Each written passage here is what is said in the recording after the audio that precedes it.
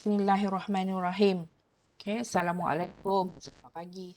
Saya pun belum properly greeting you with the beautiful kalimah Assalamualaikum. Saya ulang semula lah. Dengan kamu untuk ISP 680, saya hanya ganti Madam Siti Nurul untuk semester ni lah, bagi minggu pertama sampai minggu kelima. Sampai cuti, sebelum cuti perayaan Aidilfitri lah. So naik daripada cuti perayaan Aidilfitri, Madam Siti Nurul akan take over. Sama juga keadaannya untuk tutorial. Untuk tutorial for B1, B2, saya tak ingat which one is which. Madam Ummu Fatihah will take over one group, kalau tak silap saya B1. Dan Miss Hasnul Azira akan take over tutorial kelas B2. If I'm not mistaken, kalau tak switch lah. Tapi insyaAllah memang dua orang pensyarah, Madam Ummu dengan Miss Hasnul Azira akan take over for tutorial. Manakala saya akan hanya take over for lecture. Faham ya? So untuk tutorial, untuk minggu satu ni mungkin tak ada apa sangat tutorial. Mungkin it's just like meeting and greeting gitu saja. Sebab dari segi aktiviti belum ada lagi. Aktiviti ni banyak pada saya lah untuk hari ni ya. So that's why semalam ada tak surat macam pengecualian kelas ke apa ke, sebab saya tak dimaklumkan oleh KP. Tapi bila ada siapa yang bagi message hari semalam, half of the class is involved with the faculty's event. So tak apalah, saya tak adalah, saya okey je ya, sebab saya faham bila dah semester bermula ni macam-macam lah. Kita dah start dengan macam-macam event kan. So that's why penting untuk kita jumpa, untuk saya jumpa most of you, as many as you, untuk the first meeting ni. Kalau tak nanti saya tak nak ulang-ulang, nanti kesian juga mana yang tak dapat mana yang tak dapat information ya. Alright, so we're going to begin with our session for today lah, lecture for today. So untuk ISP 680 ni, 680 ni, the title of our course is Corporate Strategic Information System Planning. As you can see, there's corporate strategic. I believe that kamu dah diintroducekan ataupun faham teori management triangle tu kan, yang mana di bahagian paling bawah ialah bahagian operational ataupun bahagian functional. The middle level is the management level. Atas management level tu could be expert level, dan paling atas, which is the smallest area in that triangle, is corporate level or strategic level. We call it strategic level. It's the highest level dalam triangle, management triangle tu. So kita kursus ini mendedahkan kamu dengan konsep dan teori yang berkaitan dengan pengurusan paling tinggi dalam mana-mana organisation. Dalam mana-mana organisation, whether fully IT organisation or tak semestinya IT organisation, dia mesti ada satu level pengurusan paling tinggi yang menguruskan bahagian strategik ini. That manages the strategic level. But what is strategic level? Apa yang strategic level buat? Apa yang siapa yang terlibat dalam strategic level ni? Apa direction dia? Apa berkaitan direction dia dengan organisation? So basically kita akan mendedahkan konsep dan teori berkaitan dengan level strategik ini, yang mana most organisation bahagian level strategik dia banyak fokus kepada business business organisation, business lah, bahagian business. Sebab kamu kan business computing kan. But business dia punya domain lagi besar. Cuma kita nak banyak fokus kepada information system planning. Bagaimana kita nak bantu dari sudut perspektif orang IS, orang IT ni, ISIT ni, memberi input, memberi sumbangan, memberi contribution lah, input and contribution, also management dalam level strategik ni. Di level strategik ni. Untuk keseluruhan business of any organisation type. Untuk apa-apa jenis organisation type, kita sebagai orang ISIT ni turut memberi input, turut memberi contribution dalam planning di peringkat planning and implementation, planning and implementation. Bukan setakat planning saja, sampai implementation untuk peringkat strategik. So basically that is some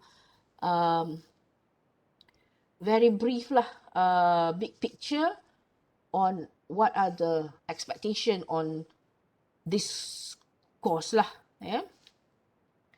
So basically we're going to learn about concept lah first and foremost.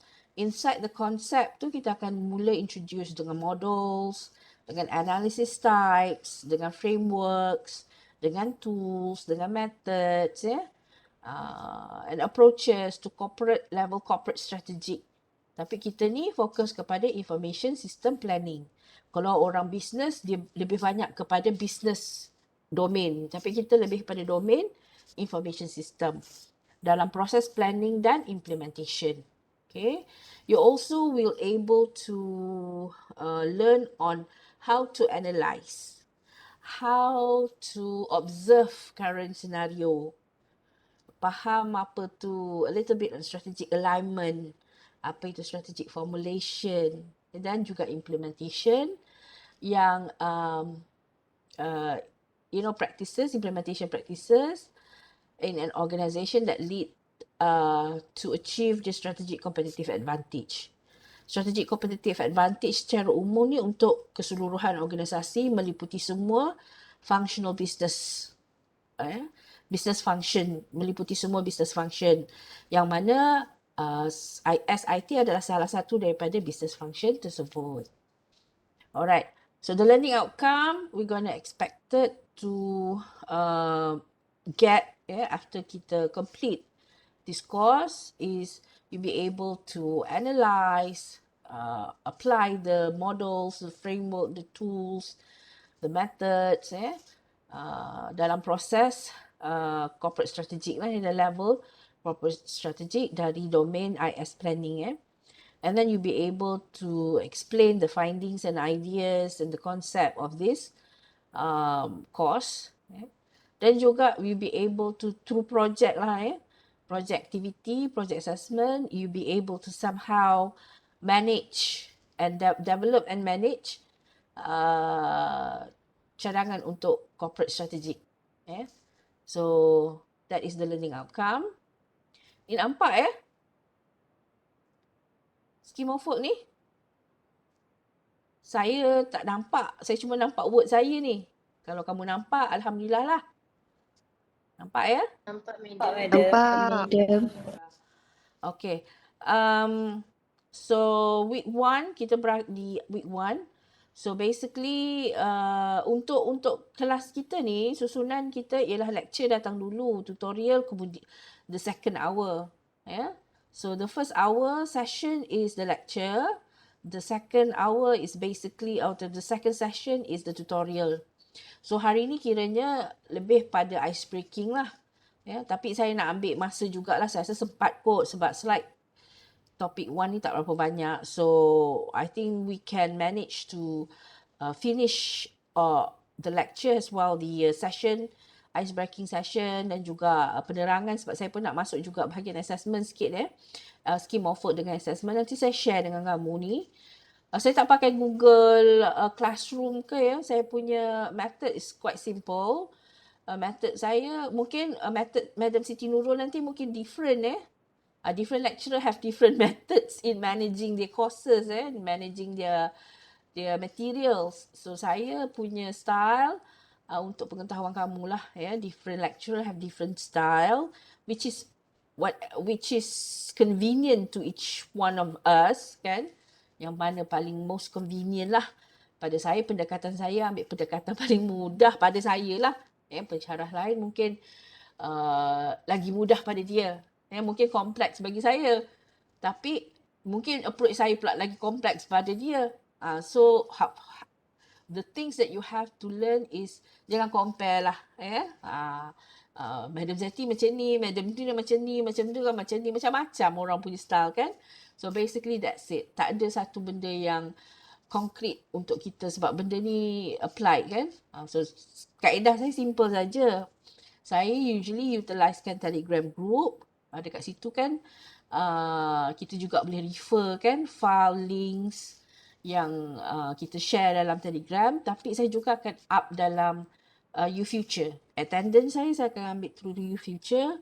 Material courses pun saya letak dalam YouFuture. Tapi saya tak guna YouFuture untuk buat test ke, untuk buat quiz ke apa ke, tak. Just cuma untuk saya ambil attendance dan letakkan material untuk kamu senang access anytime, anywhere. Yang lain tu simple je. Communication through Telegram dan virtual lecture ni macam ni lah, Webex. Alright. Untuk week 1 ni, kita try to cover topic 1. InsyaAllah planningnya hari ni.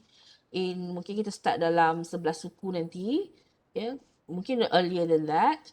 And then next week, week 2, kita akan masuk topik 2. Topik agak banyak 11 topik. Tapi saya tak pasti adakah semuanya akan dimasuk dalam test dan juga final exam nanti. Nanti saya akan update later on for that matter lah. And kita ada kuliah 5 minggu. Kita ada 5 minggu kuliah. Sampai 29 April. Tutorial untuk minggu pertama ni tak adalah kiranya. Tak adalah. Cuma pengenalan ni. Nanti you borak-borak je lah. Nanti masa tutorial. Nanti tutorial week 2 baru kita mula. And then ada kuliah 5 minggu sampai topik 5. Kalau boleh lah topik 5 atau topik 4. Mana-mana whatever yang sempat. Kita ada semester break. Yang mana di sini adalah cuti perayaan Aidilfitri. Sebab kita dah mula puasa pada 3 ke 4 April kan. Begitulah. So, lepas cuti semester break, mid semester break, ini mid semester break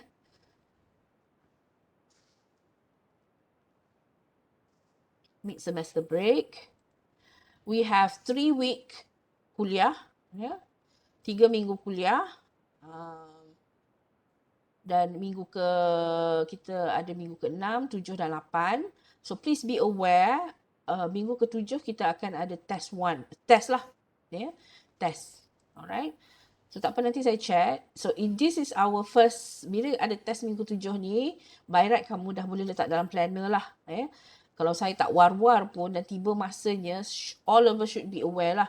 Yang ini mungkin masa week 6, 7, 8 ni, mungkin Madam Siti Nurul dah mula take over. Then kita ada semester break. Ini pun mid semester break juga lah ni. Tapi kita panggil dia sebagai cuti perayaan khas. And then kita ada minggu kuliah ke-9 sampailah ke-14. So minggu kuliah, topik yang kita akan cover ada 11 topik. Dan minggu ke-13 dan ke-14 tu kita ada waktu untuk kita project dan juga some mungkin revision nantilah dengan Madam Siti Nurul. So final assessment dalam, kita ada study week lah in between that, study week sebelum final assessment ni, study week 1 minggu. Tak siap saya ni ada study week ni. Dan baru kita ada final assessment dalam 3 minggu. Final assessment 3 minggu. Alright, saya nak pergi ke assessment percentage. We have 4 assessment. The first one is test. First assessment is test. And then we also have presentation assessment 10%.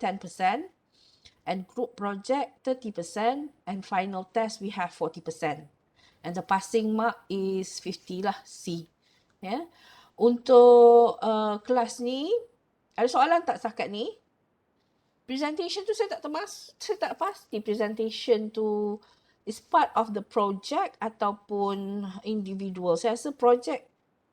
Saya tak pasti presentation ni apa ya. Kejap ya. Sebab sebelum ni kita ada different activity. So this is a latest one lah. So kalau group project submission and presentation tu mungkin dekat sini lah. Sini presentation and group project. So group project ni termasuk lah you punya report. Selalunya group project kita dah included presentation inside that. But I think kalau macam ni the presentation come together dengan group project, but group project punya report is very heavy lah, 30%. So maybe the expectation is something very high and very meticulous lah. Kena ada very kena ada detail lah. Detail. Tapi saya rasa selalunya kita akan bagi guideline lah untuk projek. Apa yang kena ada dalam report tu. So I think sepanjang semester ni kita akan mula.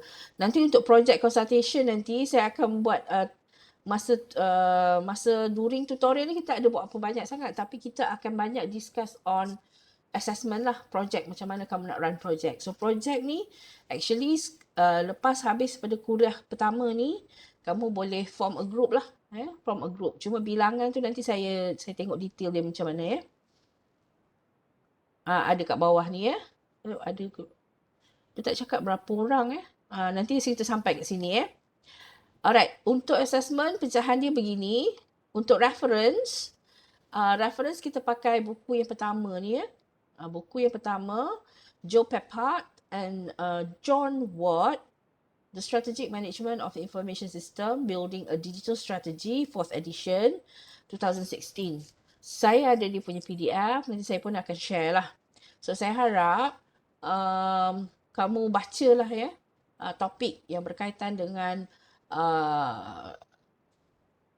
khusus ni, sebab kita punya final assessment adalah dalam bentuk face to face maksudnya kamu kena datang exam hall lah untuk jawab exam. So this paper banyak teori dengan konsep, so good luck lah so banyak bendanya. Okay, so tak apa, nanti saya akan bagi juga e-book untuk Peppard dengan Word ni. Dia PDF form lah. Sakit sikit mata nak baca sikit, tapi tak adalah susah mana. You boleh besarkan sikit lah dia punya view tu So we go to the next. Nampak yang ni? Apa yang ni sekarang saya bagi. Untuk the following of the assessment, detail dia, untuk test consists of 20%. Yang masuk topik adalah topik 1 sampai topik 6.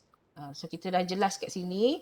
So bolehlah kamu study Dan saya harap kamu score lah tinggi sikit untuk test ni, sebab naturally secara lazimnya test ni mungkin kamu tak sempat baca ke apa ke secara trend ni lah pattern sebelum-sebelum ni susah sikit nak score test ni. 9%, 10%, kalau tinggi sikit 12%. Tapi topik tak banyak, 1 sampai 4 saja. So kita akan ada test pada week 7. Group project, nanti ada group project instruction di below. Kita akan tengok. Kita akan mula work on the project awal SEM lah by week 2 tu memang hopefully kamu dah ada form a group. Dan nanti kita go bit by bit lah throughout the end of the semester So harap semua ahli kumpulan contribute untuk group project. Submission dia adalah week 14, submit and presentation. So presentation, maksudnya presentation ni adalah bersama dengan group project. So total untuk project and presentation is 40%. Kalau ikutkan dia punya kerja tu tak ada berat, tapi saya harap kamu jangan semua tunggu last minute Jangan semua tunggu last minute. Kamu kena ingat kamu ada ISP680 di semester. Dan kamu ada ENT600. Dan kamu ada ICT652. Yang mana semua banyak kerja lapangan. Projek dia besar-besar semua. So jangan tunggu last minute. Make sure ada proper time management untuk setiap, sebab ICT 652 pun ada projek. ENT pun ada projek. FYP pun projek. So banyak projek base untuk semester ini termasuk put ISP 680. So saya harap kamu jangan comfortable sangat lah. So all out lah untuk semester ni. So harap semua contributed. Saya tak nak lah ada komplain. Ini Madam Siti Nurul akan uruskan lah. Tapi saya akan handle untuk ICT 652 juga dengan kamu. So saya harap kamu able to perform lah. And then sebab kalau ikutkan tak susah ni. 3 assessment je lah kalau ikutkan pada saya lah. Nampak macam 3 assessment ni kalau pecahan dia 4. Final examination 40%, topik ni pun dah clear. Topik 4 sampai topik 11. Yang ini akan kita dah tengoklah jadual nanti. Ada soalan tak sampai takat ni? Sebelum kita masuk detail untuk group instruction. Briefly lah nanti masa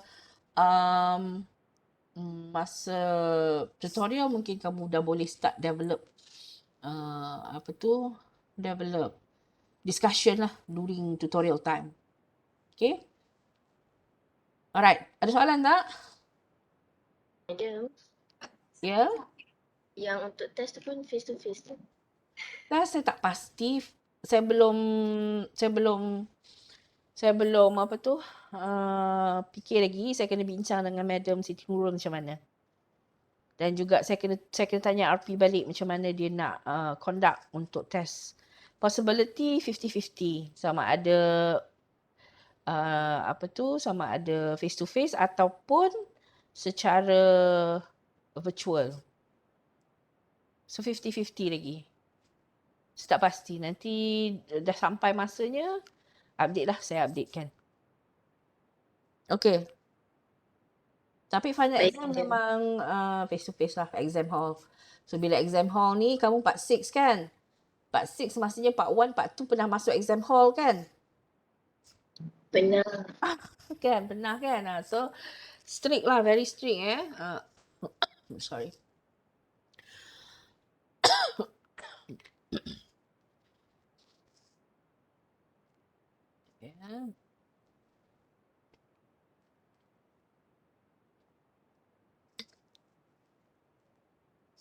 Saya pun lama dah tak bercakap ni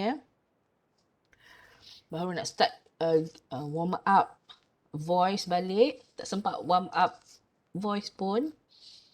Alright. Okay. Kalau tak ada soalan, kita boleh proceed lah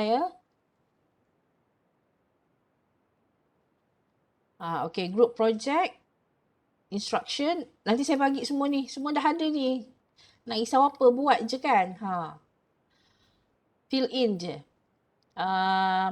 Okay, group instruction. Form a group. Consists of 3 to 4. So, kamu ada dalam 17 kalau tak silap saya. Per group. So, 17 ada berapa kumpulan? 15. Ikut 3 lah. 3 tapi ada satu kumpulan yang jadi 4. Betul ke? Kedua kumpulan yang menjadi 4 sebab ada 17 kat situ 16 bagi 3 berapa? 6 grup. 6 grup. Grup ke-7 tu saja boleh 4 orang. Kalau 17 lah. So, kalau grup 4 orang tu, saya minta besarkan sikit skop. Untuk 4 orang tu akan saya minta besarkan sikit skop. Dan saya akan minta Madam Siti dulu. Besarkan sikit lah. Fan square lah kan. If you have more people, definitely you have to the expectation to contribute more. Kalau tak nanti tak fair lah. Tenaga ramai, bilangan dia sama kan. So definitely they're going to have some addition to the scope. Okay. So that's why you have to very aware week by week. Especially week 2 tu kamu dah start engage dengan what types of organisation you're going to look for. Sebab you have to choose one organisation of any industry, whether communication, entertainment, education, manufacturing, or governance. So that is what we call as industry. Faham industry, domain. of industry, analyze their background, review the SISP, nanti throughout the week, bila lecture ada, kamu kena review untuk projek juga. So throughout the week kamu akan belajar lah teori-teori dan kita akan apply melalui projek. Strategic Information System Planning. Yang ini adalah pada level strategic analysis. Paling awal lah strategic analysis. Kita akan dalam kelas nanti kita akan mula belajar on strategic analysis, and then strategic formulation, and then strategic implementation. These are the phase. Fasa-fasa untuk corporate strategic information system planning. The second level, identify opportunities. This is how we're gonna do the formulation. Daripada banyak-banyak choices yang kita ada tu, mana kita nak fokus, mana kita nak engage. So our focus and engagement mesti ada theme dia, mesti ada tema dia, mesti ada purpose dia, mesti ada benda yang kita nak target. Setiap organisation ada different intention untuk dia target dalam masa satu jangka masa panjang lah. So selalunya kita buat aktiviti untuk strategic information system planning ni paling antara tempoh dia adalah untuk 3 ke 5 tahun. Dalam tempoh 3 hingga ke 5 tahun. Selalunya organisation yang middle size dia akan ambil 3 tahun sebab nak kata perubahan and demand and supply dalam masa tempoh 3 tahun. Selalunya mid sizes, small to mid sizes, from my observation lah and reading, they opt to paling minimum 3 tahun. Most organisation which is big organisation, they opt for 5 years. Why? Because apa tahu? Dia semua ni berkaitan dengan cost. Semua berkaitan dengan cost. Bila sampai implementation tu memang kena ada cost. So 5 years is the most ample time they cater the strategic planning. So the strategic planning dia antara jangka panjang dia antara 3 ke 5 tahun. So bergantung kepada organisation. And then the final bila dah banyak choices, then you have to filter which choices that you're going to execute, yang you akan pilih untuk execute di peringkat strategic implementation nanti. So final deliverables, final outcome lah. You should submit a report and of course present. So presentation ni semua orang kena engage lah. Semua orang kena terlibat. Report pun semua orang kena terlibat. So the content for the group project should include, ni antara dia punya main content. So dia main contents ni, you boleh ada detail out of your, based on your information nanti, no problem. Tapi kita ada ni lah part A, background of team member. So each team member dia kena ada roles and responsibilities, and you should be able to plan the kick-off plans. Kena ada timeline, so you boleh guna Gantt chart to plan you punya activity for the project. That is part A. So first 2-3 weeks ni bolehlah start with this. Jangan tunggu everything at the last minute. Part B, we have the company profile, the name, the background, the vision, mission, objectives, the organization chart, the industry type, the core business, the background of the company operation, included. This include the functional department yang kita nak fokus. So the functional department yang kita nak fokus, of course lah, kita punya ISIT, functional business department. And then contact details, siapa kamu interview, dan dengan siapa kamu berhubung, siapa yang responsible and give you the information, and so on and so forth. And then part C, D and E ni yang menjadi core of the project outcome.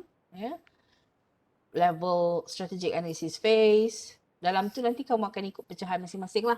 Ada kat sini based on your punya creativity lah. And then the strategic formulation based on your perceivedness, perspective on your chosen organisation dengan dia punya industri. Part E, the strategy implementation. Dekat sini nanti lah fasa analysis ni banyak lah dia punya framework, dia punya models and analysis. Formulation pun ada dia punya teknik. Dan implementation, level strategy implementation. So dekat sini dia punya detail lah. So this is your core. C, D dan E ni memang dia punya project core lah. So conclusion, topik ni 1, 2, 3, 4, 5, 6. Conclusion, kena ada feedback, recommendation. Saya nak cadangkan juga reflection.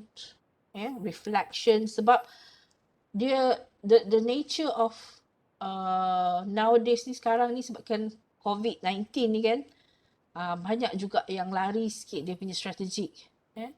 Mungkin based on that, kita ada pandemic COVID-19 ni, some organisation do some sort of reflections. So yang itu pun boleh kamu boleh masukkan. Feedback, recommendations, reflections, conclusive statements and summary of the project. Okay. This is you boleh masuk your own punya perspektif juga kat sini penting. Sebab saya akan tengok, pada saya lah saya akan tengok reflections tu banyak on how you learn throughout the learning process untuk kamu siapkan projek ni. So, benda tu penting. Dekat situ banyak lesson learn ya. Then of course references. Tak dinyatakan berapa banyak. Seharinya saya nak sekurang-kurangnya 10 references.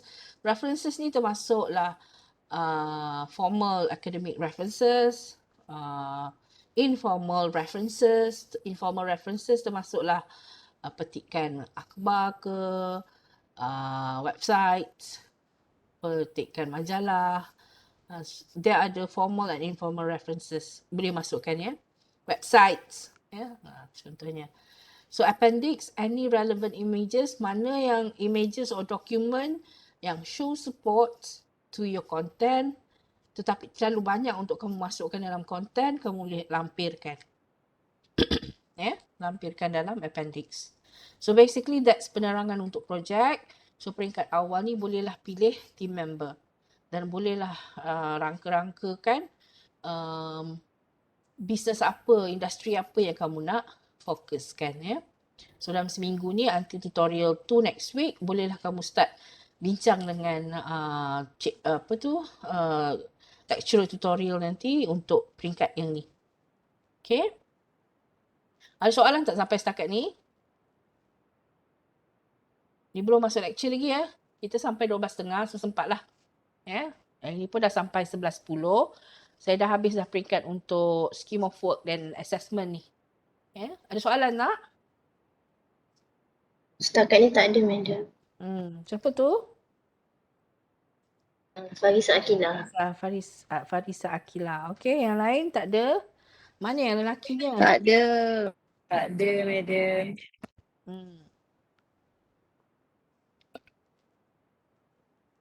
Alright. Kalau tak ada,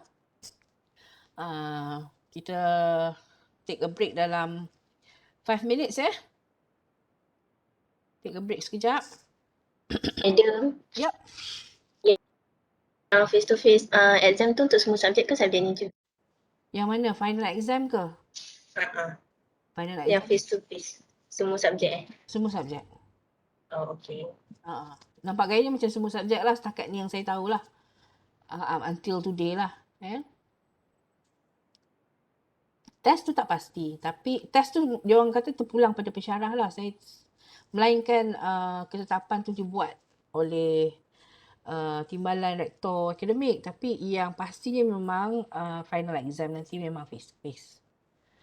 Alright, so back to the real world So kita take a break. Nanti 11 suku saya begin with our lecture. Saya try nak masuk future ni kalau boleh set attendance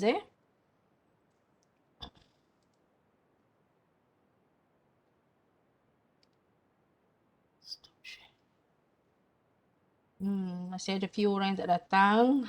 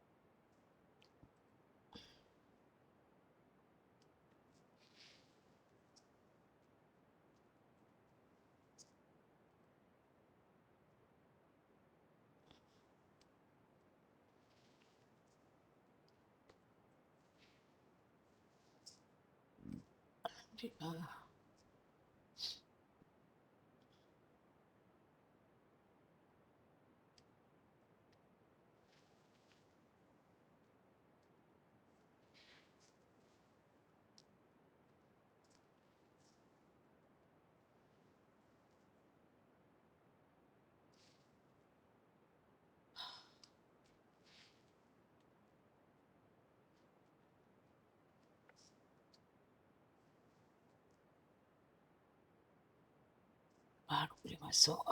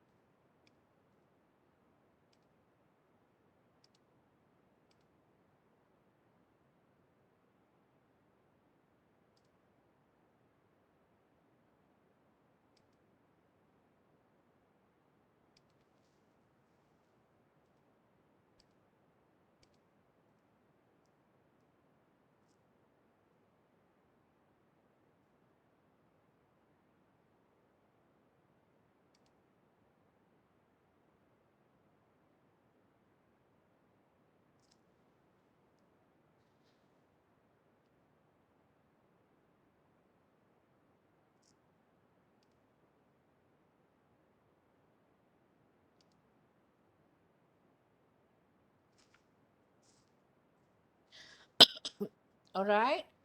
Saya dah set saya dah start attendance untuk U-Future. Dalam group U-Future tu 6B1 saya ada 13 orang. Saya tak pasti what happened yang lain tu. Mungkin tak ambil lagi ke apa ke. Untuk 6B2 saya ada 17 orang. So boleh klik attendance dulu lah ya. Kita start dalam 2 minit lagi.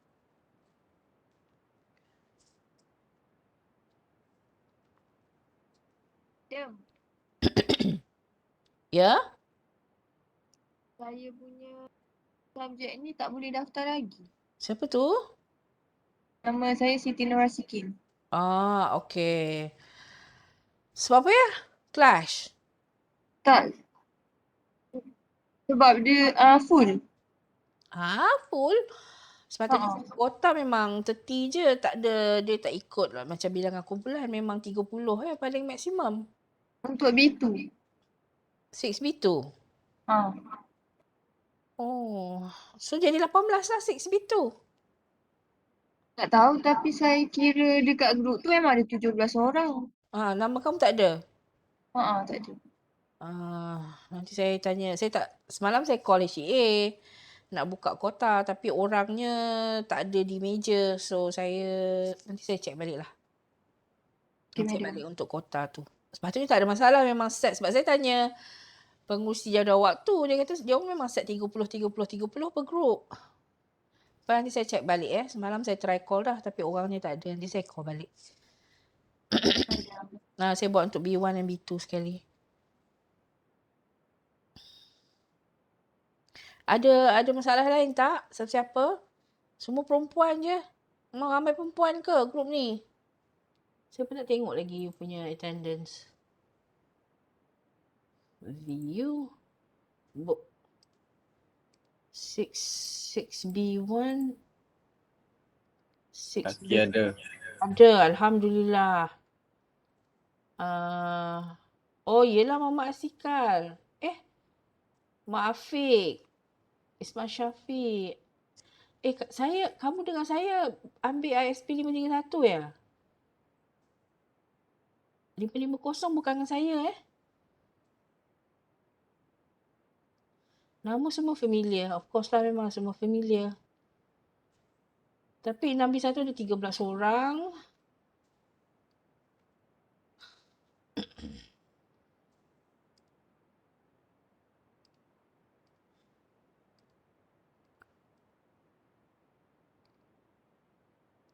Yelah. Ahmad Auf Daniel. Tak ni lagi. Nama memang familiar. Ada Auf Daniel.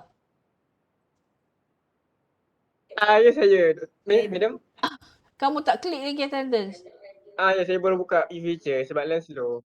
Alright, okay. No problem. Ya, Boleh madam. sampai 12.30, tak apa. Okay, thank you. Nama-nama memang familiar lah.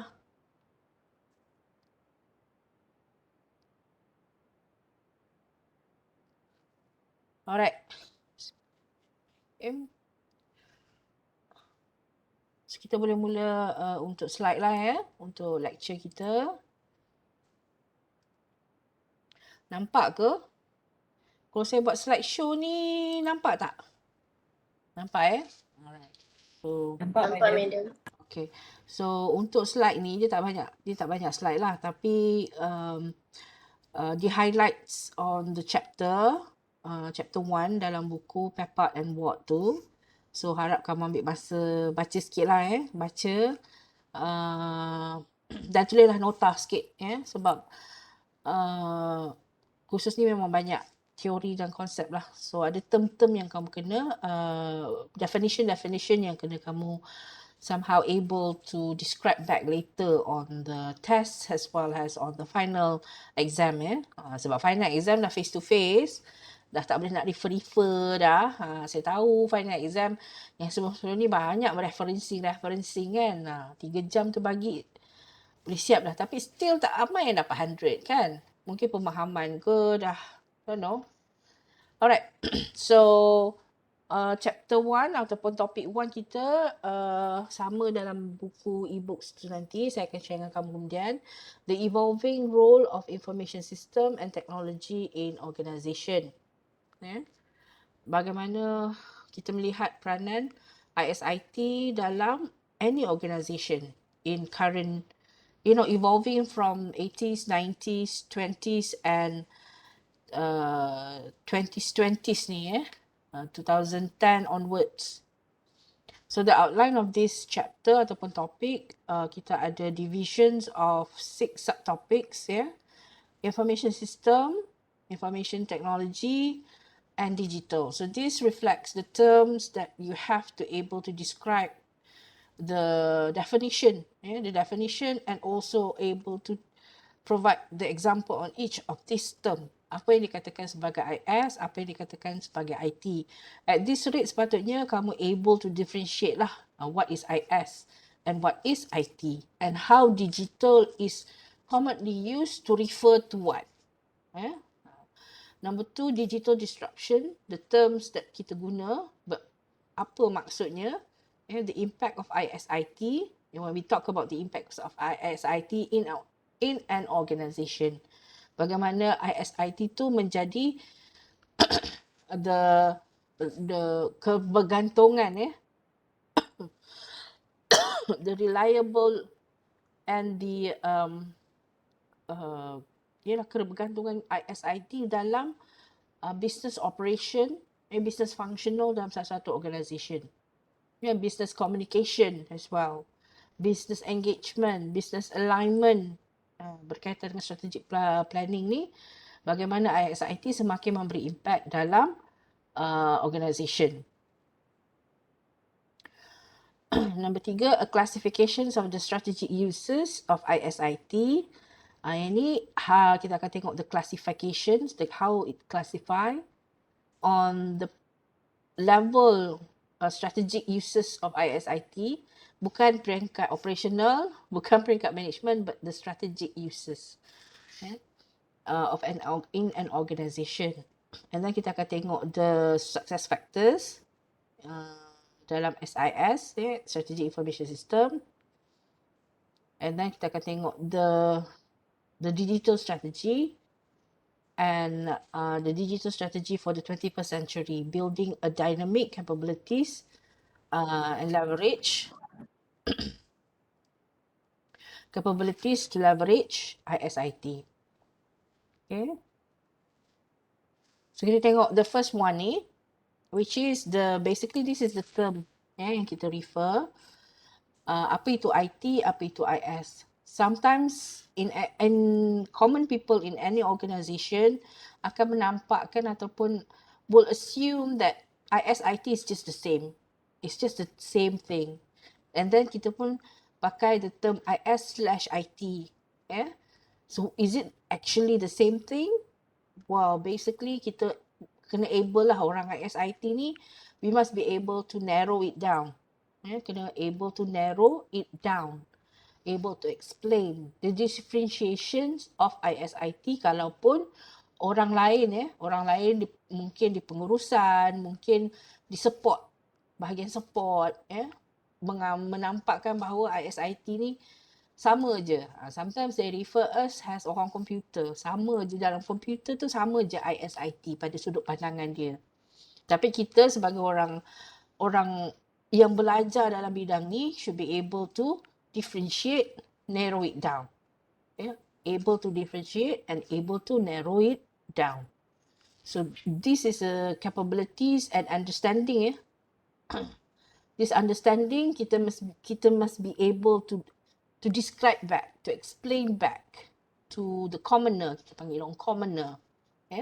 The commoner in organisation, maksud saya kat sini ialah orang pengurusan, orang support, orang operational yang selain daripada business function ISIT. So saya harapkan faham lah the purpose of the understanding of this term. So when we talk about IT, saya rasa daripada peringkat part 1 lagi kita sebut IT. So kita kena faham lah So usually kita refer kepada hardware, software, telecommunication networks, including all devices, computers, sensors, cables, satellite, server, routers, PC, phone, and so on and so forth.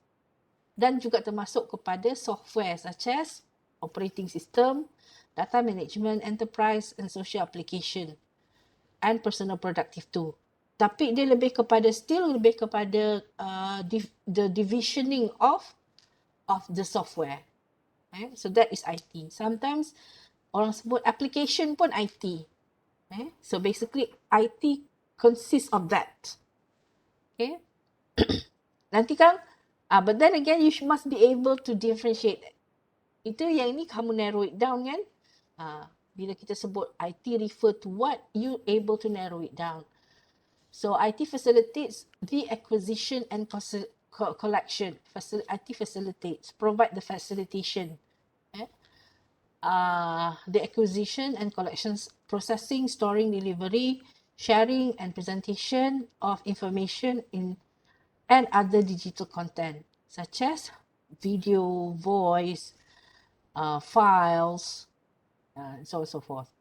Tapi apa beza IT dengan IS? IT dia punya definition seems to be very thorough dah. Dah memang dah very thorough dah. Macam mana lengkap kayak gitu kan. Tapi apakah IT? So IT differentnya dengan IS differentnya dengan IT ialah when we talk about information and the process of managing the information. Okay, who owns the information? Dekat mana information resides? Dekat mana informationnya terletak? So information terletaknya pada people dalam organisation. So information terletaknya pada people and organisation. So what are the process that relates to information? Because information is growing and at certain level you're going to have abundance of information.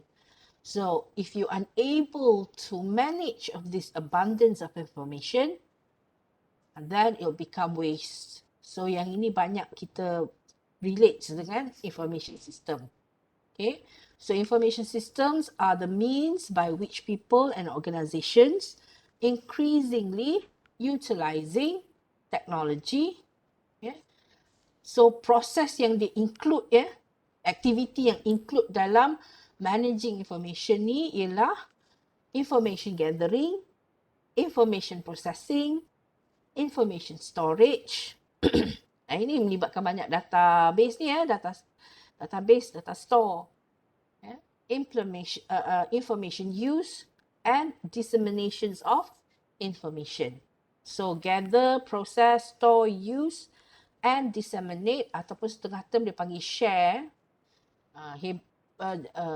Share, disseminate information.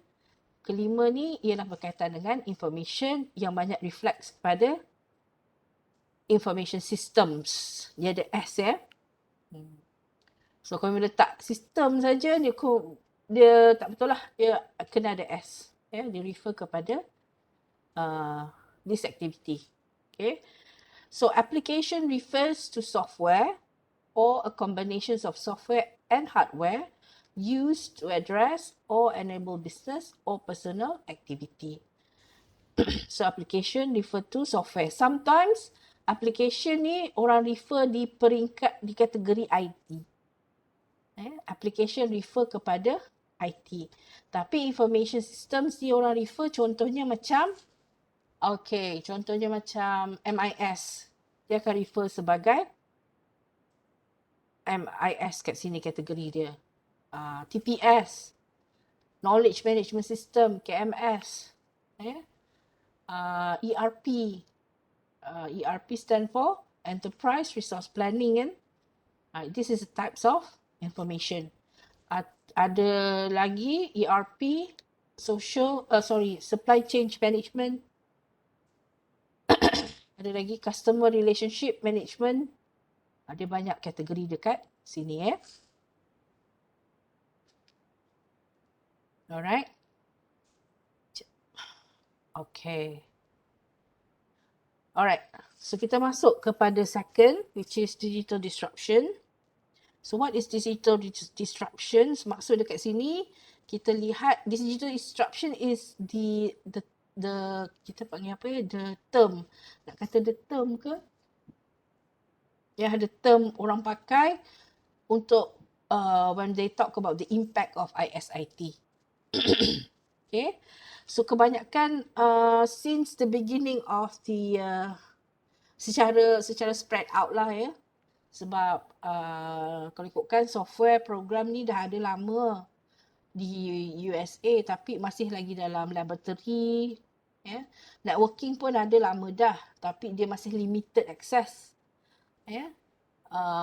Dalam 40s dah ada, 40s, 50 dah ada programming dah.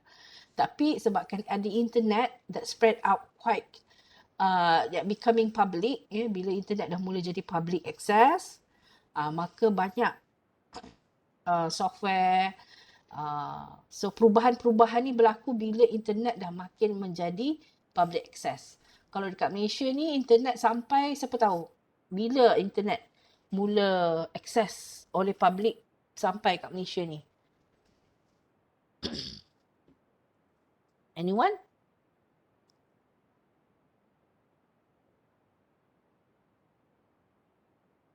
Ingat? Around 1995. That's good. Yeah, around that one. 1995.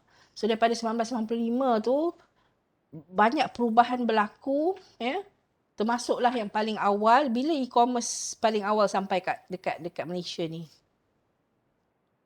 Tapi US lagi awal lah. US lebih awal sikit lagi daripada lebih awal sikit lah. Kita je actually 1995 tu most of the countries in the world where the internet has become public, so banyak dah bloom. People dah start use. So kalau e-commerce pula bila sampai? Pernah belajar e-commerce kan? E-digital. Digital apa entah? Digital business. Saya buat FYP tahun 99 pun saya dah buat e-commerce. So e-commerce 99-95 tu memang dah start e-commerce dah. FYP saya pun dah e-commerce dah. E-payment semua tu saya buat. Sampai set up server pun saya kena buat. 2 minggu pertama FYP tu memang set up server je. Very technical lah masa tu. Tapi suruh tanya lagi sekarang saya pun tak ingat dah. Kan? So e-commerce kamu kena lagi bloom lah. Kena lagi bloom. Kena lagi detail. Kamu pun dah biasa guna e-commerce kan? So jadinya benda tu sepatutnya you understand the nature of e-commerce tu. The categorization, the classifications of e-commerce. So e-commerce is satu part. Dalam organisation, dia ada banyak bahagian lagi. Contohnya operational. Macam mana business process daripada manual, kita automatekan and kita budayakan menjadi practice dalam organisation. Contohnya proses jual beli. Proses jual beli sebelum ni manual, brick and mortar, but the impacts of ISIT dia buka satu lagi opportunities yang mana kita kena manage juga that opportunities to support kita dalam being competitive advantage lah. Kan? Or to maintain kita punya maturity of the business. So setiap business process yang ada dalam organisation, contohnya bahagian HR, itu bahagian support lah. Kalau bahagian primary activity, dah belajar value chain kan. Primary activity, bahagian operational, manufacturing, delivery, logistik. So the process, setiap dalam kategori, setiap dalam bahagian function tu dia ada dia punya activities and process dia. So bagaimana ISIT would able to support or to provide facilities for that functions, each of that functional division dalam organisation. Termasuklah online retailing, inventories, online payment, apa lagi? Open data, smart homes, and for the 5-10 years ni, 5 to 10 years, banyak kita people look on trends, and analyzing trends, buying trends, customers trends, analyzing. Bila kita dah ada analyzing trends tu, kita boleh buat prediction pula. Prediction trends. Sebab apa nak predict trends ni? Kita nak cater kita punya resources tu able to tampung, mampu untuk menampung trends tersebut. By looking ahead in the future, manages us to, manage us being more competitive.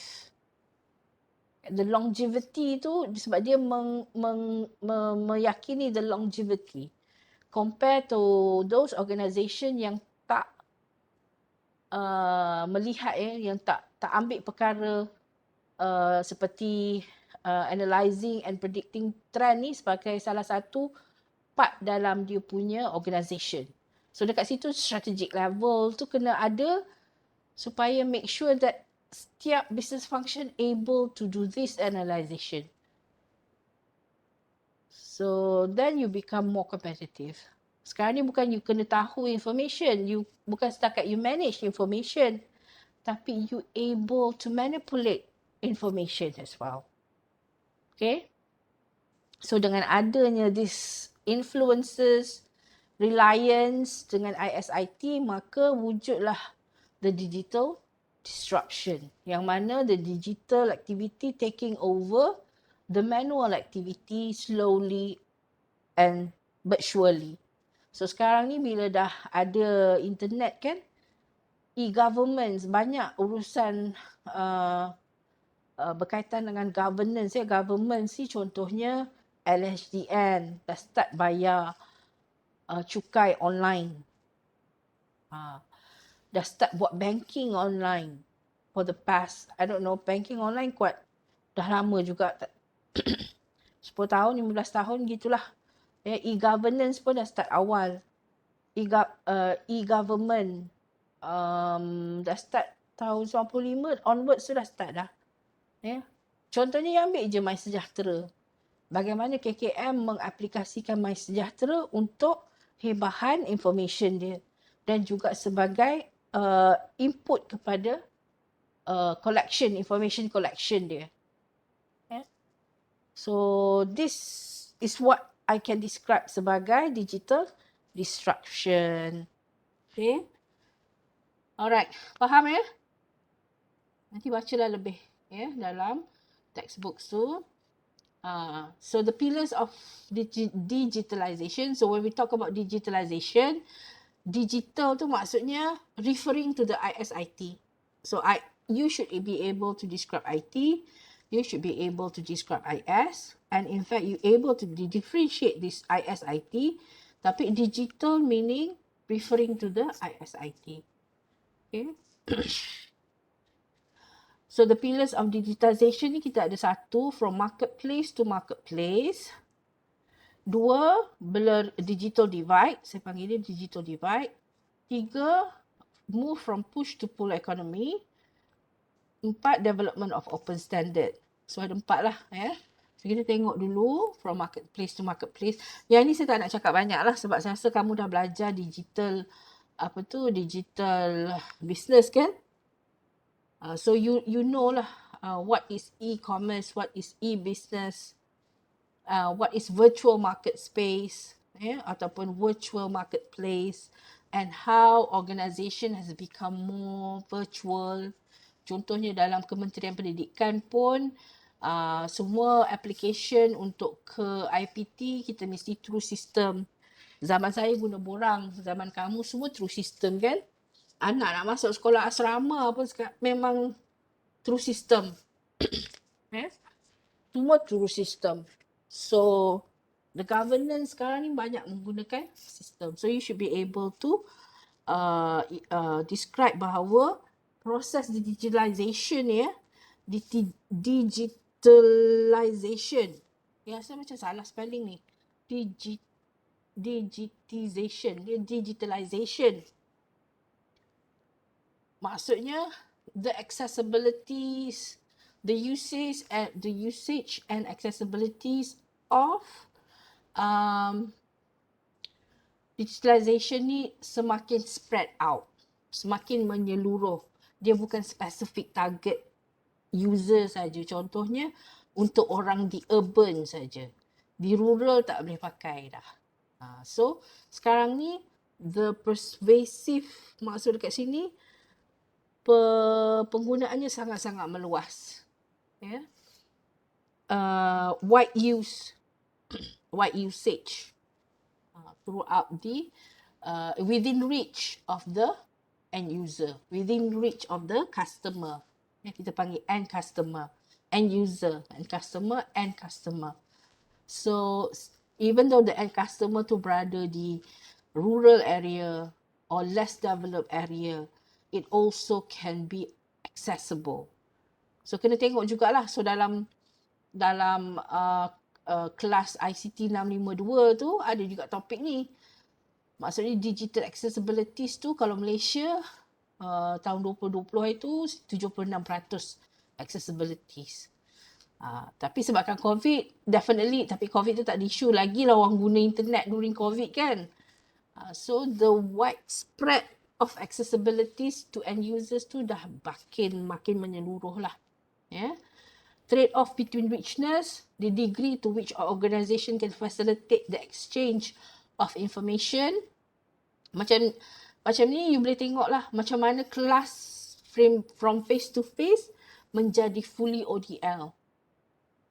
So the richness of the learning activity during fully ODL reflects this. So you boleh imagine jugalah kalau business line macam mana. Kan kalau pengurusan bisnes tu macam mana. Kecuali lah pengurusan bisnes like macam kita dulu masa PKP yang fully PKP tu operational operational business masih lagi kena jalan kan. Contohnya masa PKP hari tu Gardenia. Bayangkanlah Gardenia terputus operation. menggagau satu Malaysia kan. Semua berebut mencari gardenia. So the essential business tu tak boleh terputus. Even though dalam digitalization, tapi dalam perspektif organisation ni, you boleh imagine macam mana the richness of digitalization helps us. Contohnya macam kami di UiTM pun banyak proses meeting, proses penghantaran dokumen, submissions document, reports dah fully utilized dalam, bukan setakat just through emails, tapi kita banyak juga menggunakan cloud punya apa tu, platforms kan. So how cloud punya platforms become optimized during masa PKP ni. So you boleh relate lah. Tapi bacalah jugalah ya. Sebab PKP ni paling recent kan. How kita fully digitalize during this PKP ni. The trade-off between richness and reach. The degree to which organisation can manage its activities to connect its customer. Customer ni dah lah macam-macam jenis device. The ubiquitous devices that the system ataupun the ISIT must ready to equip. Must ready to equip ubiquitous devices. Sebab tak semua orang pakai the same brand of devices. And devices ni macam-macam version. Itu yang kita ada ubiquitous devices. Okay. So the richness and the reach made in the physical world does not apply in an online environment. So you have to able to describe the differentiation between the physical world and the online environment dalam konteks organisation during, pre or post-COVID. During or pre, during and post-COVID. Contohnya lah. Kalau ada soalan macam tu, suka je tanya soalan macam tu kan. So you should be able to have that perspective in your mind. Okay. Number 3 dalam online distinctive features ni ialah interactive. Imperative for business and public sector activity to consist of interactions. Jadi masih lagi ada interaction even though it's just from human to machine communication. The interactions, it can be dalam bentuk human to human to machine, and juga machine to human back. So communication, data gathering, collaborative problem solving and negotiation and so on and so forth. So during digitalization banyak term, contohnya collaboration. Banyak terms collaboration, banyak term sharing digunakan untuk business process dan juga information sharing. Right? So you boleh imagine lah kalau sebelum ni manual procedure ataupun business process manual, macam mana the impact of ISIT merubah the business process. Yang kita ada term business process re-engineering. Yang mana banyak business process manual ni kita alih dan mula digitalize kan. Tapi benda ni memanglah pro and cons So kita tengoklah nanti perbincangan dia macam mana. Selalunya dalam soalan dia akan, supposedly dia akan narrow it down the context on how we're able to describe it. So these are the distinctive features. The second is digital divides. So digital divides ni kalau boleh kita nak close the digital divide, kita tak nak make it gap yang besar. Digital divide ni sama ada dalam bentuk demografik dia ataupun geografiknya. Kita kalau boleh nak close this division, this digital divide. Okay, so what does it mean? So basically it's a physical products are becoming increasingly digitalized. Kat sini kita kena tahulah the not only increasingly digitized, tapi it can comes from many types and differentiations of digitalized hardware contohnya and devices. Okay, thus blurring the traditional distinctions between physical and virtual products. Maksud blurring ni is actually you can still buy product even though you don't have to physically go to the store. You can also buy the product by visiting the virtual store. So that's why they kata blurring. I still can get my products. Kalau sebelum ni, saya hanya akan dapat produk sekiranya saya pergi ke physical store. Kalau saya tak pergi ke physical store, saya tak dapat produk. Tapi sekarangnya saya tak semestinya kena pergi ke physical store untuk dapatkan produk. So that's what we call it sebagai blurring the traditional distinction. Yeah. Alright. Sekarang ni kalau you nak beli yang international punya produk pun, you are able so kan? You are able so. And because of that, the delivery business, syarikat-syarikat delivery yang tumbuh macam cendawan sebabkan e-commerce ni, kalau dulu biasanya Amazon, apa lagi, Alibaba.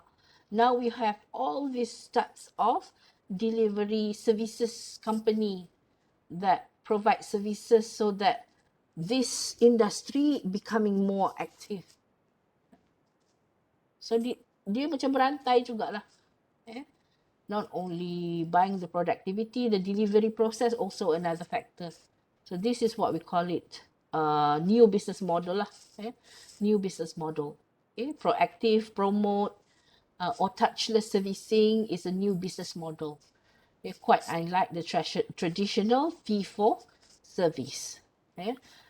Maksudnya setiap kali service dia akan kenakan fee. But then dia tukar dari segi, in that sense, menjadi satu business pula. Satu new business pula. Faham guys tu? You boleh relate je what's going on yang kamu dah experience nowadays pun. On how to understand this pillars of digitalization. Okay, number 3, move from push to pull economy. A push to pull economy, dekat sini lah bila kita ada pull economy, kita boleh able to predict lah, forecast what's happen in the next trend. By using this information business analytics, study the sales punya analysis and customer pattern, buying pattern. Okay. So you're able to predict or forecast which customers are likely to demand particular product and services, and maybe in what time. Kalau kat Malaysia ni kita tak ada 4 season kan, tapi ada negara-negara lain yang ada 4 season. Probably the trend buying season also reflect to the weather. Contohnya, kalau kita mungkin reflect pada musim perayaan, maybe, perhaps.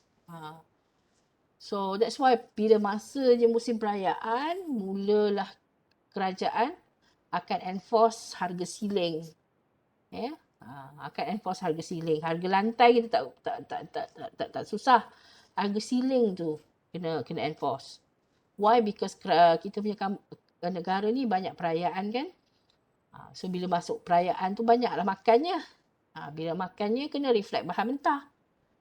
Kan? And then sekarang ni bahan mentah bukan setakat you kena ke pasar, you boleh order je servis untuk dapatkan bahan mentah. So ada je orang yang menghantarnya ke rumah, contohnya lah So that is the prediction where bila kita dah start study the demand. Most organisasi yang kita ada for the last 10 years ni, kita ada business analytics. Yang kamu belajar tu, business analytics, data mining. Asalnya datang daripada database, data mining, data warehouse, dan mula ke multidimensional database tu, dah mula start trend untuk business analytics. Next, blockchain lah pula. Macam-macam lah. Saya pun cannot cope up with the current.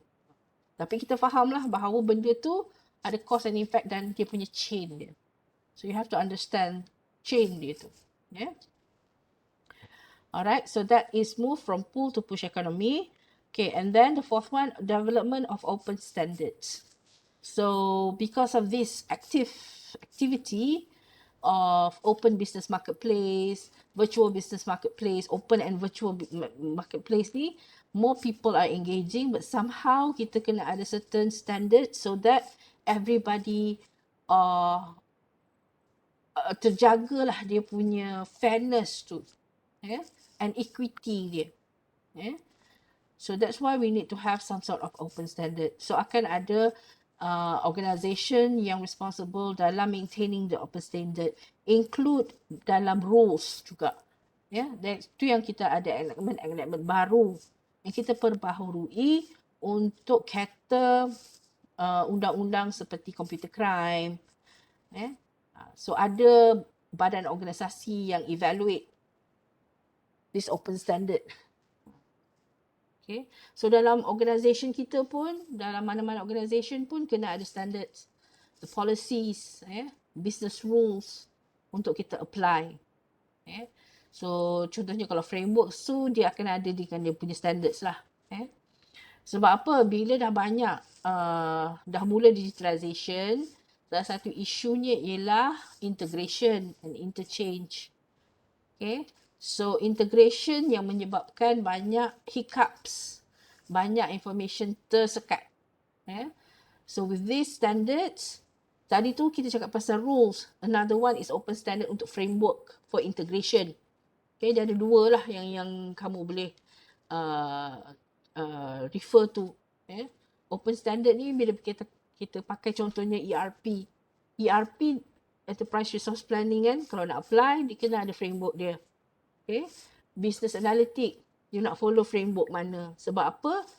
Dia akan cater bahagian integration and interchange.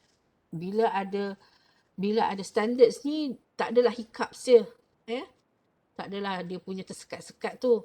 That's why kadang kalau you boleh imagine kalau kita punya UiTM punya sistem pun, semua ni bukanlah dalam satu standard yang cantik sebab framework ni mahal sangat mahal. Sebab dia sangat kompleks. You kena study the business process. So siapa nak study? It's going to be very expensive kalau nak buat in-house punya development. So usually people buy. Bila buy dia adalah license and trainings dia semua. Tapi dia punya integration is very smooth. Tapi kalau you tak ada framework, you build in, bila requirement tu you build slowly, so dia akan always ada integration. Okay. So integration problem lah. Mungkin sistem ni macam sekarang ni kan, sebelum ni kita nampak jadual melalui sistem maklumat pelajar tau. Dulu kita ada separate sistem jadual, tapi dia dah integrate. Dia dah banyak buat integration lah. So it take times lah. Dia banyak, dia makan masa dan technical dia sebab language dia tak sama. Okay. Bila language dia tak sama tu, makan masa lah untuk programmer. Programmer pun akan bertukar ganti kan. Alright. So yang ni nanti kau baca lah. Alright. The next is slide berapa ni Oh Allah. Kejap. Saya kena speed up sikit lah Slide 7 pula.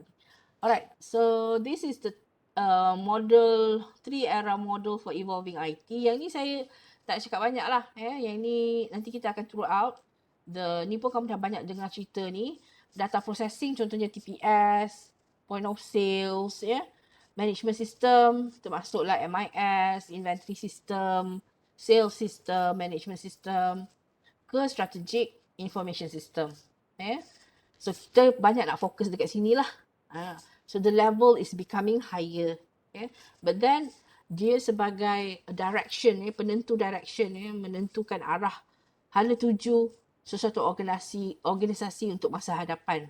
The emphasization tu Alright. Yang ni pun penting juga, the classifications of strategic use of ISIT. Apa yang kita refer sebagai the revolutionary uses of IT ni, dia ada 3 lah. Business process redesign. Yang ini refer kepada 80-an, 90-an yang mana kita banyak redesign or re-engineered business process tu untuk cater the automation process for ISIT. Daripada manual system or sistem proses biasa kepada digitalized business process. Okay, kita masih lagi buat benda ni dan kamu salah satu scope skill yang kamu kena ada iaitu ni lah. Okay? Macam mana nak realign business activity from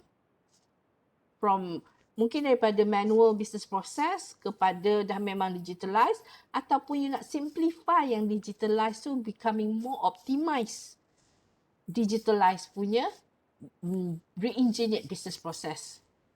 So that is punya part as well. The second one is business network redesign, changing the way information is used by the organization. Maybe you want to include not only the end customers but also the suppliers. Okay, sebab salah satu cara untuk ikat suppliers is by make them formalized dalam sistem kita.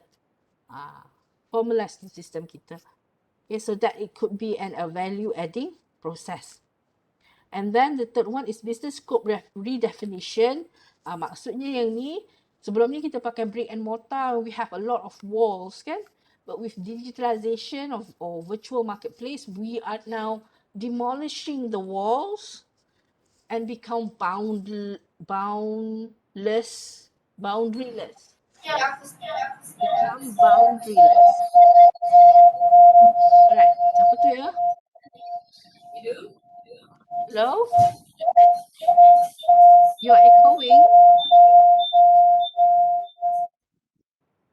Alright. So we are make the scope become bigger and boundaryless. Okay. So we're creating more business models.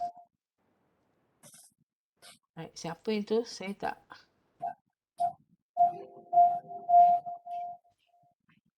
Okay.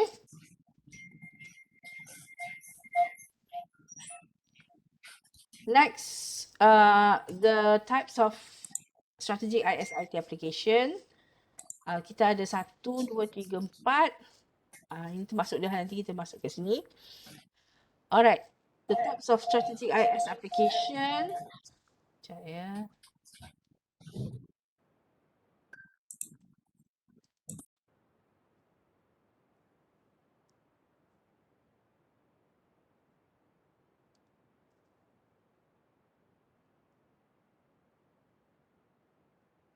Alright.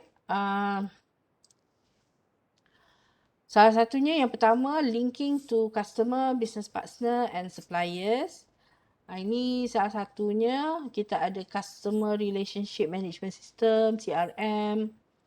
Apa lagi supplier, yang berkaitan dengan supplier, supply chain management system, SCM. That is strategic application. Provide integration, ni pun yang ini e-government, sorry.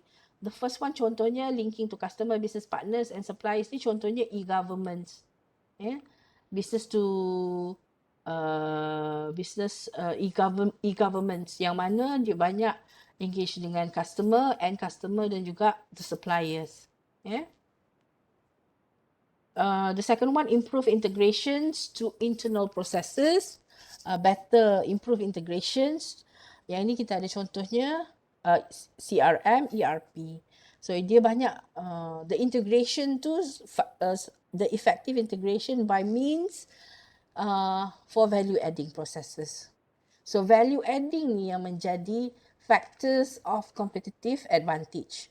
If that organization have more value adding, maybe they can create new end customers. They can attract new end customers. Compare for those who tak fokus, yang not focus for value adding. The third one, information-based products and services. Yang ini dia enable organization to create and develop, produce, market and deliver new or enhanced product or services or new value proposition based on information. In In going online, many organizations have also added more value to the physical product they sell by providing additional information-based services. This can be include online support, order tracking, order history, product use advice. Contohnya macam e-commerce, e-commerce di mereka bukan hanya menyediakan basic like macam e-card, e-catalog, e-payment, but they also provide additional information such as tracing. Macam Shopee kan, dia bagi tahu kita sampai mana to ship, to receive. Kalau to receive tu dah sampai mana, dia ada tunjuk tracking dekat bawah tu. We know what's going on. The journey of the items tu berjalan dah sampai mana. So kita akan expect bila dia akan sampai contohnya. So these are the simple thing but very effective. The fourth one is augmenting human cognitive processes to support strategic decision making. Augments people's cognitive processes in generating knowledge and insight from information. They provide executive, management and professional with information to support development, implementation and evaluations of strategies. Yang ini augmented human cognitive ni mungkin dari segi contohnya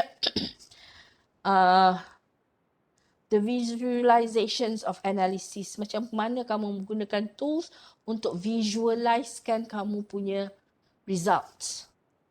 Supaya proses visualizing tu bukan setakat 2D. Tapi ia mungkin ada third dimension or fourth dimension. You can see the growth. You can see the perspective inside. You can chunk it. You can potongkan dia.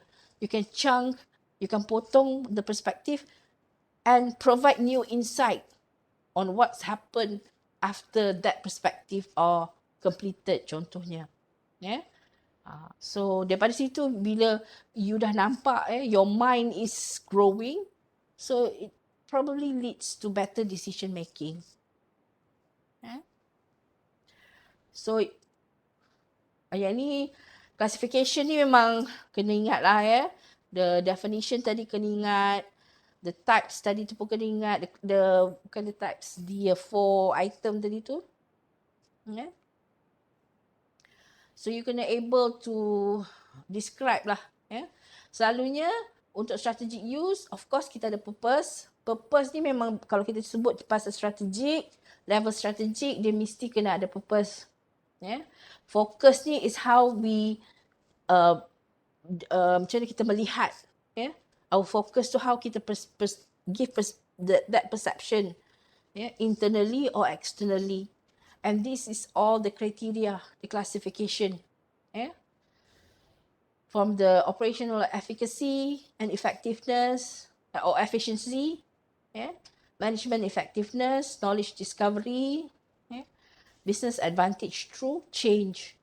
If you can able to generate this, it will give you the value adding for competitive advantage. So this yang kita akan gunakan untuk classify the strategic use of ISIT. Pada peringkat operational macam mana, internally macam mana, externally macam mana.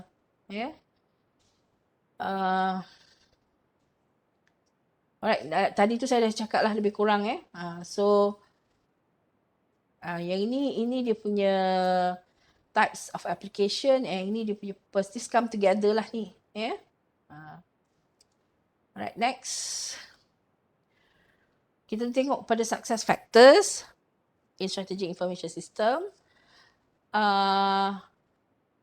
What are the success factors? Number 1, ada berapa success factor ni? Ada 8 Ada 8.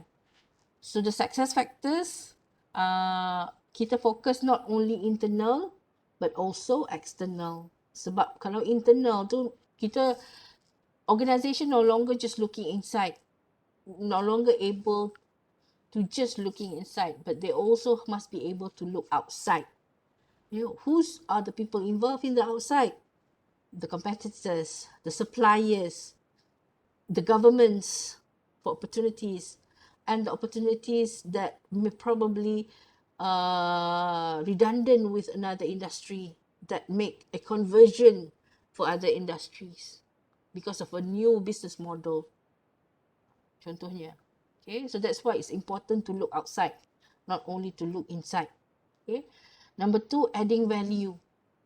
Adding value doesn't mean that you have to cut costs. Yeah, adding value tak semestinya you kena cut cost. Cut cost tu tak semestinya you add values. You have to do some sort of investment in order for you to add the values pun iya juga. Yeah. Alright, but then you have to use your budget or your money or your finance smartly lah, supaya how you manage and you melihat bahawa kalau you invest, you will double or triple you punya profit. Then you have to invest. You tak boleh nak jimat-jimat sangat. Kalau itu betul untuk investment yang boleh memberi kita 3 kali, 4 kali, 5 kali pulangan, then why not? Why not kita invest? Contohnya lah. Yeah. Sharing the benefits within the organisation. But okay, maksudnya kan sharing the benefits meaning you can only share your punya profits among your staff, but you also have some sort of reward system. Yeah, reward system kepada customers and suppliers supaya semua dapat benefits. Itu salah satu cara kita nak ikat kita punya customers dan juga suppliers. Suppliers ni kalau when you have identify good supplier, reliable supplier, kalau you hilang supplier tu, it's a big loss to your organisation. So that's why you have to somehow tie them by sharing the benefits with them.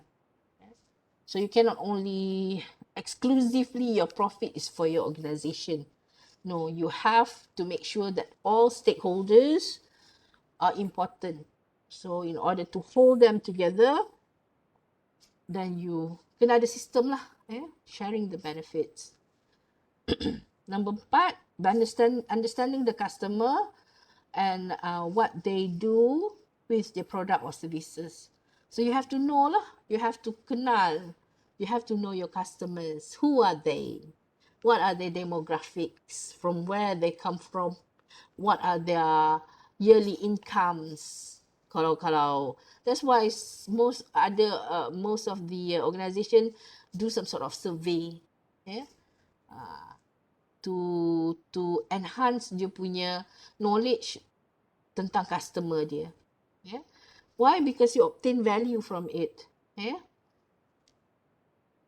Number 5, business-driven innovation, not only just technology-driven. Why business-driven innovation ni, contohnya macam kita ada life cycle model kan, you must maintain, kebanyakan produk ataupun services, bila dah capai satu tempoh matang, dia akan die out. So innovation dalam organisation would able you to introduce new product supaya you boleh kekal the longevity of the organisation. Okay? That's why kalau produk dah lama pun dia kena reface the product, rebrand the product. Why? Because to make sure that the development process and maturity phase dalam life cycle tu would lambatkan proses dying out of the product. So it's important. So that's why kena ada R&D units ataupun R&D department dalam setiap organisation. And of course incremental development. Mesti pembangunan yang meningkat, bukan parallel, bukan stagnant. Kalau stagnant nanti eventually they will die out because you tak boleh nak competitive. You cannot be competitive. Only incremental able you to become competitive, if not leader lah dalam industri tersebut. Okay. And then using the information to gain from system to develop the business. Yang ni banyak business analytics, how you use information and analyze the information to help sustain the business by understanding what's going on. From the sales, what's going on from the service, what's going on from the demand outside, what's going on in the world, so that you can make sure that organization always at the right path to continue growing. Okay. And then monetizing information. Monetizing information ni, you bayar information. Monetizing is something about monetary lah. Or you probably reward those who give you information. Kalau you jawab survey, dia bagi you coupons, for example. It could be that way. But nanti kamu tengoklah dalam dia. Saya dah tengok tapi lupa pula bahagian monetizing information ni. So these are the 8 success factors of strategic information system. Alright, so yang ini pun penting kat ni. Ni nak habis dah ni. Yeah. So by 12:30 sempatlah kot habis Alright, kamu pun mungkin dah lapar. Okay. So now we look at strategy. Okay, we look at strategy. What we call sebagai ISIT strategy and what is digital strategies. Yeah. In the terms of ISSP, Information System Strategic Planning, yang ini saya tak ingat tahun bila berapa ni, was defined by Boynton and Zammut, has activity directed toward. Yang ini dah start definitions on the ISSP lah ya. So kena able to describe sikit lah ya. First, recognizing organizational opportunities for using information technology. Number 2, determining the resource requirements to exploit this opportunity. Number 3, and developing strategies and action plans. Setiap strategi mesti datang bersama action plan. Kalau strategi tak datang dengan action plan, dia tak lengkap lah. Yeah? For realizing these opportunities for meeting the resource needs. First, you have to identify the opportunities. How do you identify the opportunities? Okay, tadi tu kena tengok balik pada focus. Yeah? Focus of classifications of strategies by looking inwards, by looking internally, and by looking externally.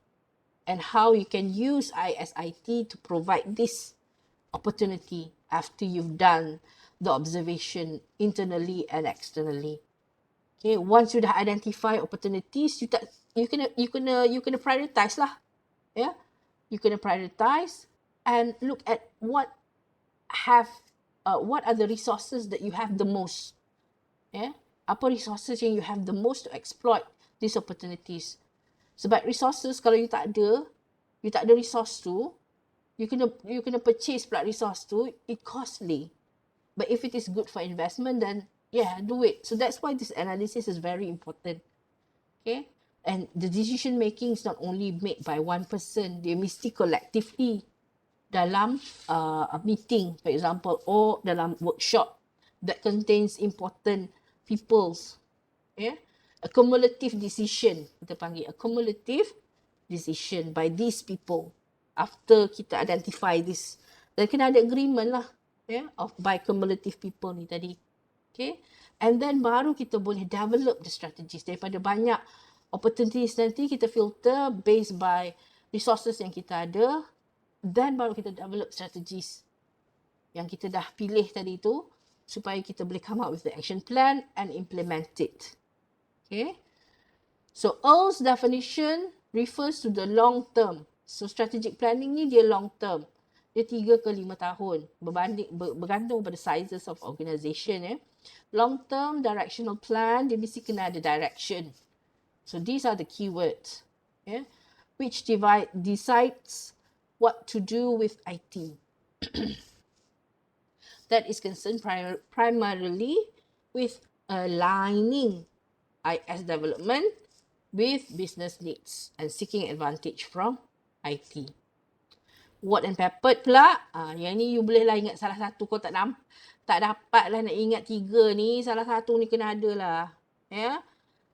Thinking strategically. Thinking strategically ni maksudnya high level lah. Yeah? Bukan operational, bukan managerial, but strategically. And planning for the effective long-term management and optimal impact of information in all its forms, that relates to information system and information technology. Alright.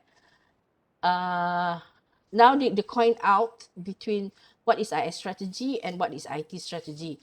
IS strategy is concerned with the, kalau IS strategy dia mesti kena ada information with the organization's required information system or application set. With the information required, organization information required. So apa benda information yang kita ada tadi? Gather, kita collect or gather, kita store, kita use, kita disseminate information tadi tu So firmly grounded in the business. Grounded in the business ni maksudnya apa? Dia berada dalam business process.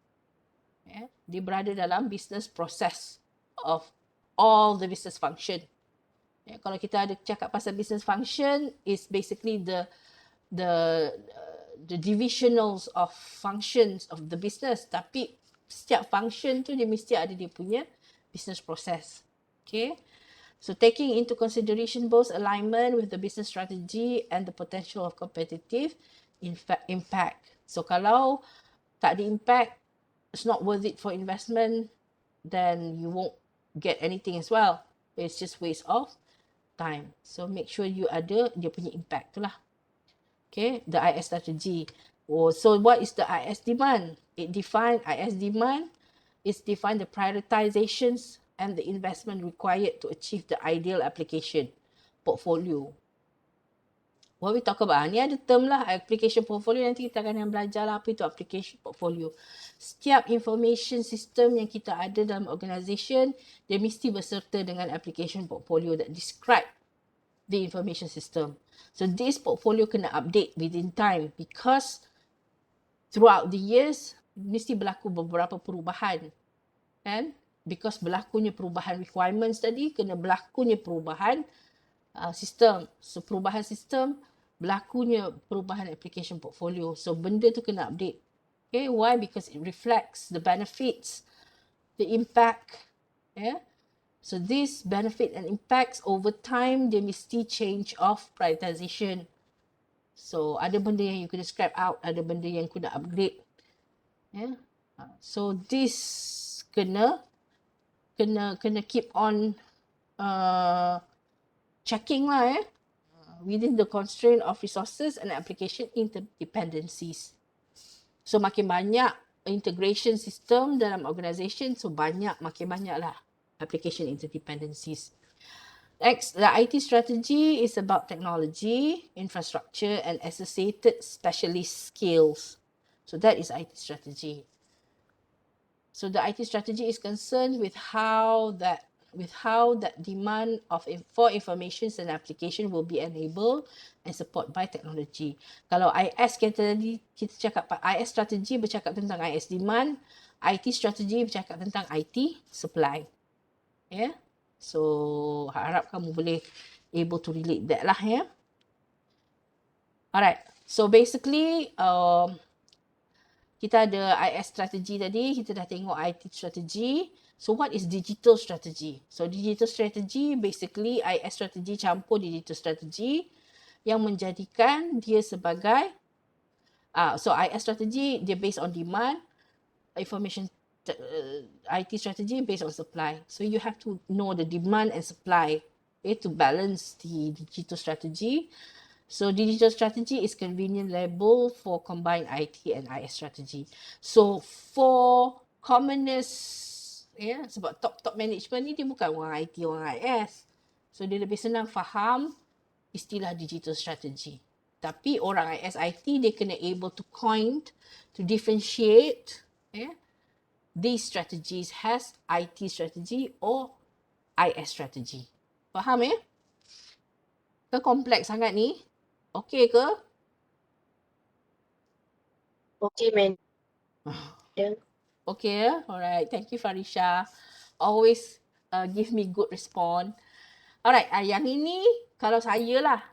Kalau saya yang marking you punya FA. Tapi thank God lah bukan saya Tapi saya cakap benda ni kena hafal. Benda ni kena hafal dan kena tahu. This is the core. This is the core. Our core.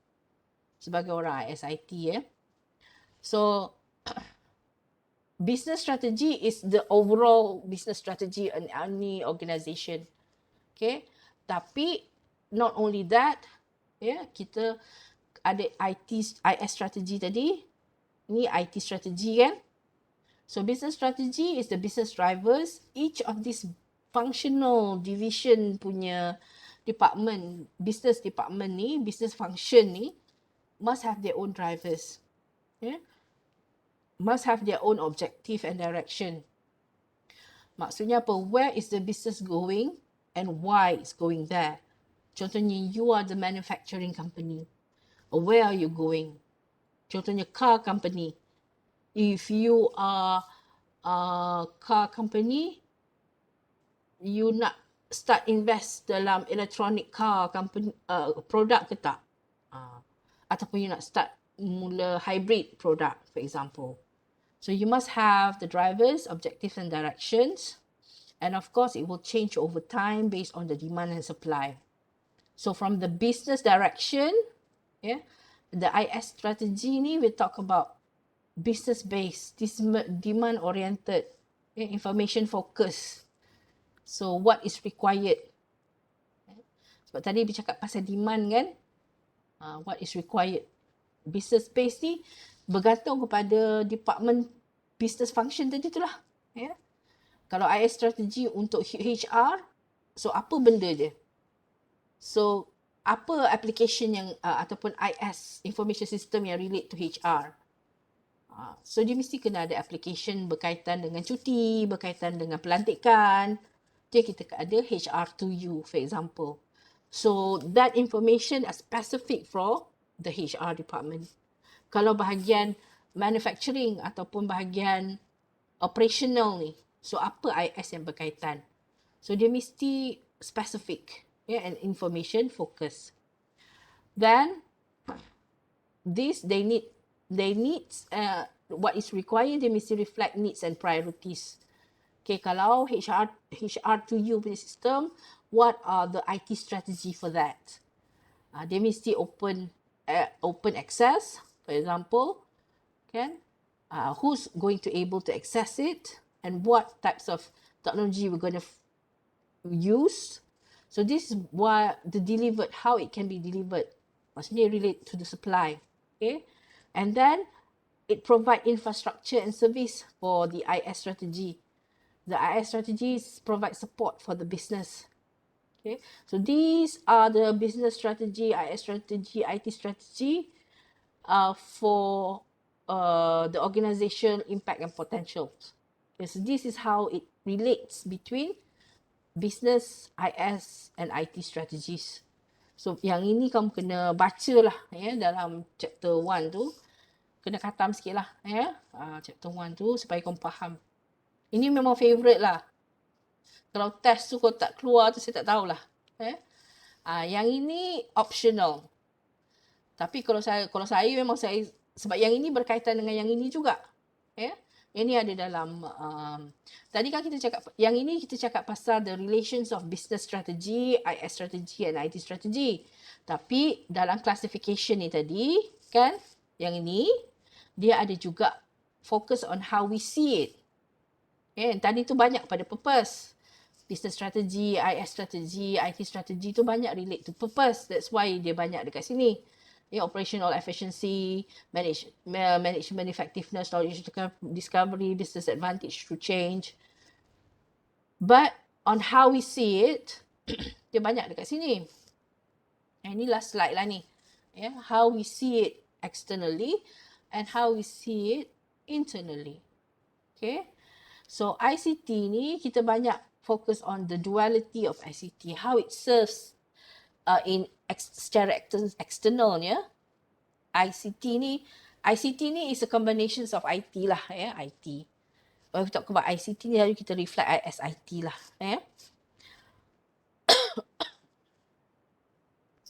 So dia mesti provide a good what we call it a good service lah ataupun good provider to business environment dan juga to the capacity of ISIT of the organisation itself. So dalam business environment ni kita ada ramai competitors dan kita serve banyak industri, kan? So different business environment consists of different types of impacts and competitor strategies. Sebab different competitors ni they have their own strategies, kan? So how kita enables to provide provide the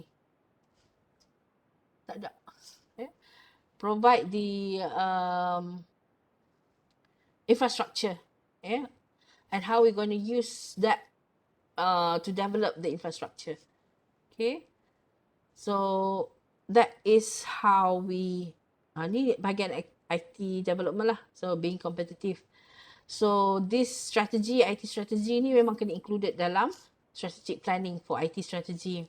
Okay, so it will opportunity or shapes, and then it gives impact balik kepada business competitors ni, impact of business competitor strategy, and it also redefines the business environment. Okay, so E ni disrupt the changes of the rules. This is always any changes, any changes over time, any changes on the demand, any changes on the supply, from either competitors or from the industry. That is external context, and this is rare. Over time memang akan ada changes. From the internal context, kita ada fusing IT knowledge and business knowledge. Maksudnya how well our skill people are very competent or not. Orang ISIT dalam organisation tu skill tak? Up to date tak dia punya knowledge and dia punya ni lah skill lah, competent tak? A flexible and reusable IT platform. How well you can adapt current punya platform without investing too much. Without investing too much lah. The third one, an effective use process to link IT assets with the value realization. And yang ini dari segi ISIT ni sebagai asset dan bagaimana dia sangat-sangat contributed kepada organisation. Tanpa ISIT, organisation tu mungkin tak akan function. So ini basically the summarizations lah. Apa yang saya bagi pada kuliah hari ini is the summarizations of what I read from the textbooks and what I've understand, also what I've little bit do lah, sedikit saja yang saya buat lah. It's very small. Okay. Tapi secara gambarannya begitulah. Ini pun dah banyak lah pada saya lah. So nasihat saya ialah it's actually you really go through with the chapters and understand the chapters. Topic 1 ni. So the slide is just the highlight on what have been extracted from the chapters. Alright. Thank you very much. Ada soalan ke? Kita pun sebenarnya dah habis masa dah ni. Sekarang ni tepat jam 12.30. Yes, Husna?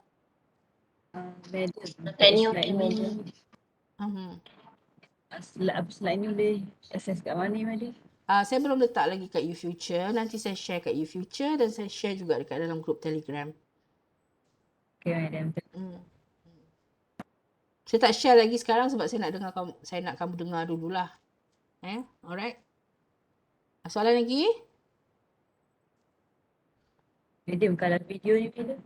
Saya dah record, nanti saya cuba share. Okay, madam. Saya bagi kat grup lah. Ada lagi? Before we end. Jangan lupa click attendance Siapa yang belum click attendance, make sure you dah click attendance by now. Kalau tak ada nanti, waktu tutorial mungkin bersama dengan Madam Umu dengan Miss Hazira. So mungkin meet and greet. Tapi ya, diorang pun ada juga scheme of work ni semua apa semualah. So now you can just form a group.